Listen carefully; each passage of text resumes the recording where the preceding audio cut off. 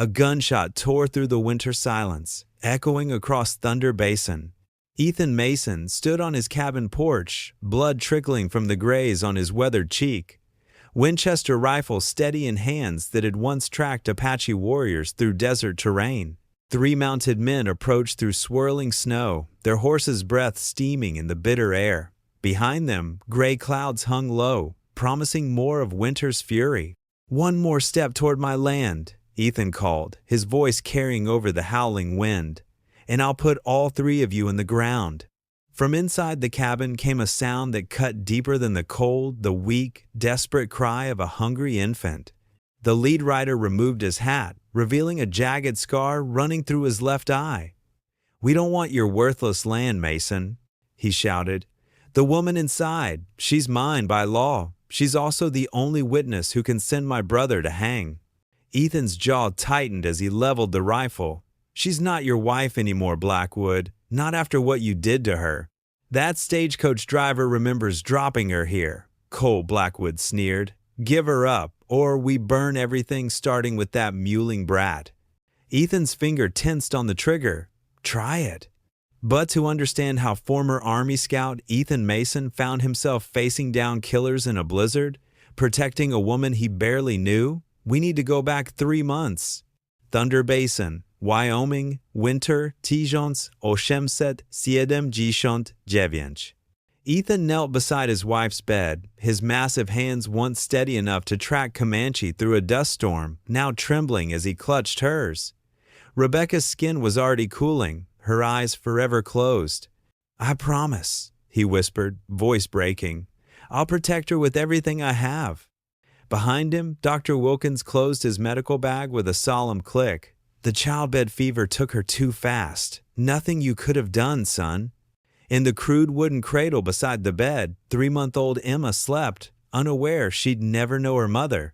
"She needs milk," the doctor said quietly. "The goat's milk isn't enough. Martha Jenkins lost her baby last month. Her milk hasn't dried yet." But Martha Jenkins turned Ethan away the next morning. "My youngest is 3, Mr. Mason. I've got nothing to give." At the Henderson farm, the door opened just enough for a voice to warn, "We're all down with influenza. Stay back if you value that child's life." Even the preacher's wife could offer only prayers, not milk. 4 days later, Emma's cries had grown weak, her little face gaunt. Ethan returned home after another failed journey to town, his coat crusted with ice, to find his daughter barely moving in her cradle. With shaking hands, he took a wooden plank and carved desperate words. "Need wet nurse, infant hungry, will pay any price."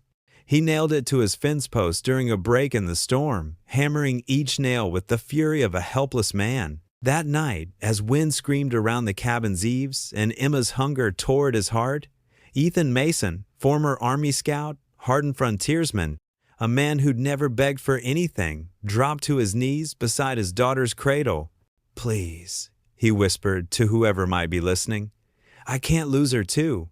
3 sharp knocks jerked Ethan from his restless doze beside the fire. Emma had finally fallen into exhausted sleep, her breathing shallow. The knocking came again. Ethan tucked his Colt into his waistband before approaching the door. 15 years on the frontier had taught him caution towards strangers arriving during storms. He cracked the door open. Standing on his porch, drenched and shivering, was a woman. Dark hair hung in wet strands around a face that might once have been pretty before grief and fear carved hollow lines into it. "Please," she said, voice nearly lost in the howling wind. "I saw your sign. I need shelter for the night." Ethan's hand remained near his pistol. "Where'd you come from?" he demanded. "Stagecoach overturned 10 miles back," she answered, teeth chattering. "Driver said the next town was too far in this weather. Said there was a ranch nearby." From inside, Emma's cry suddenly pierced the air, feeble but desperate. The woman's reaction was immediate and visceral. Her hand flew to her chest, where dark stains spread across her blouse. "You have a baby?" Her voice changed, something raw breaking through. Ethan hesitated, then stepped back, allowing her inside but keeping his distance. "My daughter, 3 months old. Her mother died." The woman's eyes never left the sound of the crying. My son was 4 months old when the stagecoach was robbed, 6 weeks ago. Her voice cracked. A stray bullet. He died in my arms. She unbuttoned her coat with trembling fingers, revealing the milk stains more clearly. Since then, my body, it doesn't understand he's gone. Tears filled her eyes. Every day is another reminder of what I've lost. Ethan stood frozen, suspicion warring with desperate hope. I'm Hannah, she said finally. Hannah Wilson. The cabin was silent except for the sound of Emma nursing. Ethan stood by the window, back turned to give Hannah privacy, watching snow pile against the fence posts. His rifle remained within reach. She was starving, Hannah said softly behind him. Ethan nodded without turning. Been trying everything. Goat's milk, sugar water. Nothing worked. She's strong, Hannah observed. Most babies would have given up by now. Gets that from her mother. Ethan's voice was rough. Rebecca held on long enough to name her, said Emma was a fighter's name. When the nursing finished, Ethan took his daughter, awkwardly but gently, and placed her in the cradle. For the first time in days, Emma's sleep seemed peaceful, her breathing steady. You need rest, Ethan told Hannah. I've got a room you can use. He led her to the small tack room off the main cabin, hastily cleared of saddles and horse tack. A narrow cot with clean blankets stood against one wall. It's not much, he said. It's dry, Hannah replied, the ghost of a smile touching her lips. And there aren't any men trying to claim me as property. That makes it paradise. Ethan's eyes narrowed. Someone after you? Hannah turned away. No one who knows where I am. The lie hung between them, but Ethan didn't press. Everyone on the frontier carried secrets. He'd learned long ago that some questions were better left unasked. There's a lock on the inside, he said instead, pointing to the door. Use it if it makes you feel safer. The next morning, Ethan woke to find Hannah at his stove, stirring a pot of coffee. The smell hit him like a physical force. Real coffee, not the chicory substitute he'd been drinking for months. Found it in my bag, she explained, seeing his expression. Seemed only fair, for the shelter. After breakfast, Ethan watched Hannah feed Emma again. The baby's color was already better, her cries stronger. I should pay you, he said abruptly. Hannah shook her head. Don't pay me for something my body does naturally. Besides, her voice caught. She's giving me purpose again. Ethan studied her, noticing for the first time the fading bruise on her forearm, partially hidden by her sleeve. Following his gaze, Hannah tugged the fabric down. My husband didn't like it when I contradicted him, she said flatly. He dead? No, but he thinks I am. Her eyes met Ethan's. The stagecoach robbery wasn't random. Cole Blackwood, my husband, planned it to kill me. I was going to testify against his brother for murder. I saw Jeb Blackwood shoot a man in the back over a card game. Ethan's expression hardened. Where's Cole now? Last I heard, Cheyenne. But he has men everywhere. If he finds out I survived. He won't find you here, Ethan said with quiet certainty. Then, how long can you stay? Hannah looked down at Emma, now asleep in her arms. How long do you need me? 2 weeks later, Dr. Wilkins rode out to check on Emma. He found the infant thriving and a strange domestic arrangement taking shape at the Mason Ranch. Hannah had moved her few possessions into the tack room, which Ethan had properly converted with a real bed and chest of drawers. She cooked and cared for Emma while Ethan worked the ranch. Each evening, they sat on opposite sides of the fire, rarely speaking beyond necessities. This arrangement, the doctor said carefully as he prepared to leave. People will talk, Mason. Let them, Ethan replied, walking him to his horse. Reverend Samuel is particularly concerned about propriety. Reverend Samuel wasn't concerned when my daughter was starving. The doctor mounted his horse. Just saying, if you're planning on keeping Mrs. Wilson here, you might consider marriage, for appearances. Ethan's face darkened. She's still married, and I buried my wife 3 months ago. There won't be any appearances to worry about. But the doctor's words lingered. That evening, Ethan found Hannah on the porch, staring eastward as if expecting riders on the horizon. I should teach you to shoot, he said abruptly. Hannah turned, surprised.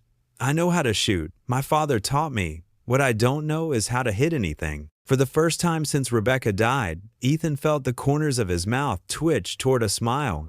The following Saturday, Ethan announced they needed supplies from town. Hannah agreed to accompany him, wearing Ethan's spare hat pulled low over her face. Emma, wrapped warmly, rode in Hannah's arms. Chaffee's General Store fell silent when they entered. Thomas Harwood, the bank owner, stared openly before turning to whisper to Sheriff Patterson. As Hannah selected fabric, Ethan overheard Harwood's wife, living in sin with that woman, and the poor wife, not cold in her grave. The sheriff approached while Ethan was paying. Mason, he nodded. The lady is? Hannah Wilson, Ethan answered. She's nursing my daughter. I see. The sheriff glanced at Hannah. Ma'am, you got papers? Marriage certificate? Travel documents? Hannah tensed. They were lost in a stagecoach accident. Convenient, Harwood muttered from nearby. She's under my protection, Ethan said flatly, hand moving to his holster. The sheriff raised his palms. Just asking, Mason. Folks are concerned about appearances. Outside, Reverend Samuel intercepted them. Brother Mason, a word? Ethan stopped, frustration evident on his face. The arrangement you have, the minister began, is saving my daughter's life, Ethan finished. Nevertheless, it's inappropriate for an unmarried woman to reside with a widower. If you wish her to remain, you should consider marriage. Hannah, who had moved ahead to the wagon, missed the conversation, but on the silent ride home, she noticed Ethan's rigid posture, his white-knuckled grip on the reins. That night, after Emma was asleep, she confronted him. They want you to send me away, don't they? They want me to marry you, Ethan corrected, or send you away. Hannah paled. I can't marry. Cole would kill you if he found out, and I won't put Emma in danger. She stood abruptly. I should leave. No, Ethan's voice was firm. Emma needs you. We'll find another way. But Hannah had already decided. Late that night, she packed her meager belongings and slipped out while Ethan slept. She left Emma fed and sleeping, but took nothing except her clothes and the hunting knife Ethan had given her. The night was bitterly cold, stars sharp in the black sky. Hannah set out toward the main road, planning to flag down the morning stage. She'd made it half a mile when rough hands grabbed her from behind. Well, looky here, a drunken voice slurred. You Mason's whore? Two men from town, both reeking of whiskey, blocked her path. The larger one leered, reaching for her coat. Warming his bed while his wife's barely buried. Maybe you'd warm ours too? Hannah drew her knife, slashing at the reaching hand. The man howled, stumbling back. Bitch! His companion lunged for her. A rifle shot cracked the night air. The men froze. Ethan emerged from the shadows, Winchester raised. Next one goes through your skulls. The men fled, cursing. Ethan lowered his rifle, rage and fear battling on his face. What were you thinking? You could have frozen to death. I'm nothing but trouble for you, Hannah whispered. The whole town thinks I'm your... I don't give a damn what they think. Ethan's voice was like a whip crack. Emma needs you. That's all that matters. Hannah stared at him. How did you know I left? Ethan's expression softened slightly. I was a scout for 15 years, Hannah. I hear a mouse sneeze in the barn. The sky opened then, snow beginning to fall in earnest. Ethan gestured toward home. Come back, please. They walked in silence, the storm growing fiercer with each step. By the time they reached the cabin, visibility had dropped to arm's length, wind howling like a wounded beast. Inside, Emma was awake and crying desperately. Hannah rushed to feed her, tears streaming down her own face. I'm sorry, she whispered to the infant. I'm so sorry. Later, with Emma settled, Ethan handed Hannah a cup of coffee laced with whiskey. No more running, he said. Whatever comes, we face it together. Why? Hannah asked, searching his face. Because, Ethan said simply, we're all, each other has. Spring came late to Thunder Basin. April brought mud instead of flowers, the land slowly shedding winter's grip. Emma was now 6 months old, sitting up, her laughter a sound that transformed the weather-beaten cabin. Hannah had started a small garden, coaxing seedlings from the reluctant earth.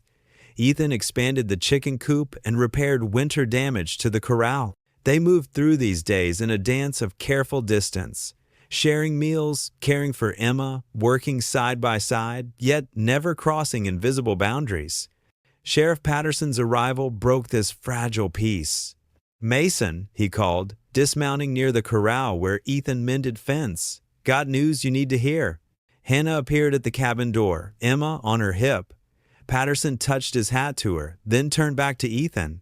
"Cole Blackwood's been asking about his missing wife in Cheyenne," he said without preamble, offering a reward for information.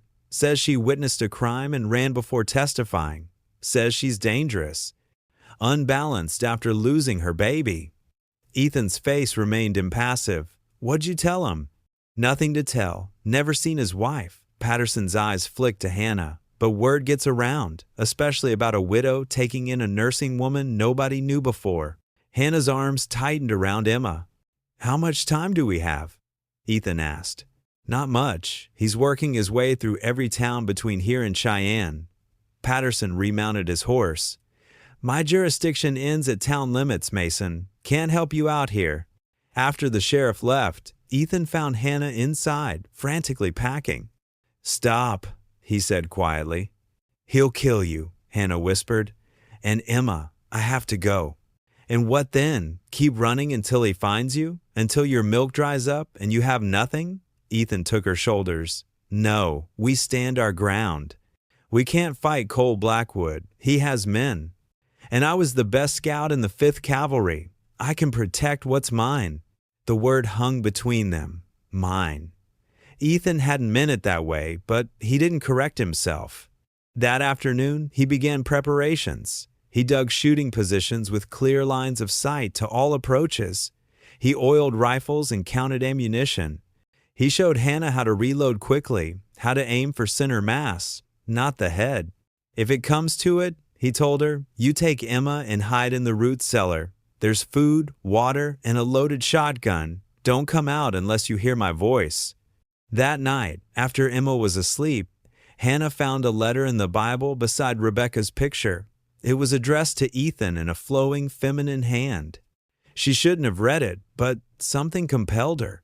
"My dearest Ethan," it began, "if you're reading this, I didn't survive bringing our child into the world. Don't mourn me too long. Find happiness again. Our baby deserves a mother's love, and you deserve a wife's comfort. Know that I bless whatever choice brings you peace. All my love, Rebecca." Hannah carefully replaced the letter, tears blurring her vision. They came at dawn 3 days later. Cole Blackwood and 2 men rode boldly up to the cabin, not bothering to conceal their approach. Ethan was waiting on the porch, rifle in hand. "That's far enough," he called when they were 30 yards out. Blackwood reined in, studying the cabin and surrounding area with calculating eyes. "I'm looking for my wife," he announced. "Hannah Blackwood. Stagecoach driver in Laramie says he dropped her near here months ago." "Nobody here by that name," Ethan replied evenly. "Mind if we look around? I'm worried about her. She's not right in the head." Blackwood's concern might have seemed genuine to someone who hadn't seen Hannah's bruises. "I mind," Ethan said. "This is private property. Turn around." Blackwood's scarred face hardened. "You harboring a fugitive, mister? That's against the law. So is trespassing. And threatening a man on his own land. I'm just a husband looking for his wife." Blackwood's hand moved casually toward his holster. "But I could bring the law out here. Sheriff might want to search this place proper." "Sheriff knows exactly who's here," Ethan replied. "Now get off my land." One of Blackwood's men spat tobacco juice. "Heard you got a nursing woman living here? Awful coincidence, ain't it?" "My late wife's sister," Ethan lied smoothly. "Come to help with my daughter." "Funny," Blackwood said. "I asked around town. Nobody mentioned a sister." "Last warning," Ethan said, raising his rifle. "Get off my land." The standoff stretched, tension vibrating in the spring air. Finally, Blackwood raised his hands in mock surrender. "We'll go, for now." His eyes narrowed. "But I'll be back with more men. And if I find out you're hiding my property?" The shot from Ethan's rifle kicked up dirt inches from Blackwood's horse. The animal reared, nearly throwing its rider. "Next one won't miss," Ethan promised. The three men backed away, Blackwood's face twisted with rage. "This isn't over?" After they disappeared over the ridge, Ethan lowered his rifle. Hannah emerged from the cabin, face pale. "He'll come back," she said. "Yes." "With more men?" "Yes." Hannah clutched Emma tighter. "We can't win against a gang, Ethan." "Maybe not here," he conceded. "Pack essential supplies. We're going to town." Thunder Basin's town hall was filled to capacity that evening. Sheriff Patterson had called an emergency meeting at Ethan's request. Hannah sat in the back corner, Emma asleep in her arms, her face partially hidden by a shawl. Ethan stood before the assembled townspeople, many of whom had whispered about him for months. "Cole Blackwood is coming," he said without preamble. "He's a killer, and he's bringing men to burn me out and take Hannah back." Murmurs rippled through the crowd. Thomas Harwood stood, his prosperous belly straining his waistcoat. "This is your personal problem, Mason. Why should we risk our town?" "Because Blackwood won't stop with me," Ethan replied. "Men like him never do. Today it's my ranch. Tomorrow it might be your bank." "The woman isn't even your wife," someone called. "Just send her away." Sheriff Patterson stepped forward. "I've sent telegrams to Cheyenne. Blackwood is wanted for questioning in 3 murders, including a federal marshal. His brother Jeb is awaiting trial for murder. Mrs. Wilson is the key witness." "One woman worth risking everything?" Harwood demanded. "Our homes? Our families?" "Yes," came a quiet voice from the back. All heads turned as Hannah stood, lowering her shawl. "Because if men of conscience won't stand against men like Cole Blackwood, then there is no real law, only the law of wolves." She walked forward, carrying Emma. "I'm not asking you to die for me. I'm asking you to stand for justice, for your own wives and daughters. Because if Cole can hunt me down for daring to speak the truth, he can hunt down anyone." Silence fell. Ethan moved to stand beside Hannah, unconsciously protective. Reverend Samuel rose slowly. "Mrs. Wilson speaks truth. If we turn away now, we are complicit in whatever follows." He looked around the room. "I will stand with them." One by one, men stood, the blacksmith, the storekeeper, several ranchers. Not all, but enough. "I'll deputize any man willing," Sheriff Patterson announced. "Blackwood will be here by tomorrow. We'll be ready." They returned to the ranch that night, accompanied by 6 armed men. The plan was simple: defend until U.S. Marshals could arrive from Cheyenne, supposedly 2 days away. Ethan positioned his volunteers at strategic points, conserving ammunition, establishing signals. Hannah prepared food and bandages, her face set in grim determination. That night, in a rare moment of privacy, she found Ethan checking his Colt by lamplight. "Why are you doing this?" she asked. "You could have sent me away, saved yourself and Emma all this trouble." Ethan looked up, his weathered face solemn in the dim light. 15 years ago, I stood by while Comanches raided a settlement, following orders to not engage. 12 people died." He holstered his pistol. "I swore never again to watch someone suffer when I could help." Hannah's eyes glistened. "Emma needs her father. If something happens to you—" "She needs her mother too," Ethan said quietly. Hannah's breath caught. "I'm not." "You are in every way that matters." Ethan stepped closer. "When this is over, if you want to stay, there's a proper way to do it." Before Hannah could respond, a sentry's whistle cut the night. Ethan was out the door in seconds, rifle in hand. Cole Blackwood had returned with 8 men. They had surrounded the ranch under cover of darkness. "Mason!" Blackwood shouted. "I brought friends. Last chance to give up my wife." Ethan's reply was a single rifle shot that shattered the lantern Blackwood held. Gunfire erupted from all sides. Hannah grabbed Emma and ran for the root cellar as planned. A bullet splintered the doorframe as she ducked inside. Emma wailed in terror as Hannah barricaded the heavy door, then huddled in the darkest corner, shotgun across her lap, whispering desperate comforts to her child. Above, the battle raged. Ethan and his volunteers fired methodically, making each shot count. 2 of Blackwood's men fell in the first exchange. A third took a bullet trying to reach the barn, but Blackwood had numbers and determination. They pressed forward, forcing Ethan and his men to fall back toward the cabin. One volunteer took a bullet in the shoulder, another caught buckshot in his leg. Inside the cabin, Ethan reloaded his rifle, blood streaming from a graze across his forehead. 4 of them left, against at least 6 attackers. Not good odds. A crash from the back of the cabin told him someone had broken through the rear window. Ethan spun, firing instinctively. A man collapsed half through the opening. Mason. It was Blackwood's voice, closer now. "It's over. Come out and I'll let your friends live." Ethan moved to the front window, staying low. In the gray pre-dawn light, he could see Blackwood using one of the volunteers as a shield, gun pressed to the man's head. "Show yourself," Blackwood demanded. Ethan hesitated, calculating odds. Distances, chances.